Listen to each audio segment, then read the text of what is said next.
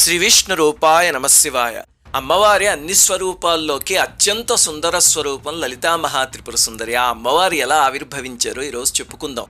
పరమేశ్వరుణ్ణి కామవికారానికి లోన్ చేద్దామని మన్మధుడు ప్రయత్నిస్తే అప్పుడు శివుడి కంటిమంటల్లో మన్మధుడు కాలిపోయాడు కదా. ఆ మన్మధుడి బూడిద కుప్ప నుంచి ఒక ఆసురీ శక్తి ఉద్భవించిన వాడే భండాసురుడు. వాడు తపస్సు చేసి మహాశక్తుల్ని సంపాదించుకుని మయుడి చేత శూన్యకం అనే ఒక నగరాన్ని నిర్మింపజేసుకున్నాడు. ఇంకా అక్కడి నుంచి బలగర్వంతో దేవతలందరినీ ఓడించేశాడు. అక్కడతో ఆగల. సృష్టిలో ఏ రాక్షసుడు చేయని ఒక దారుణమైన పని చేశాడు. ఏమిటంటే దేవజాతిని బాధించాలంటే సుఖభోగరహితుల్ని చేయాలి అని పురుషులందరిలో పురుషత్వాన్ని తొలగించి నపుంసకుల్ని చేశాడు.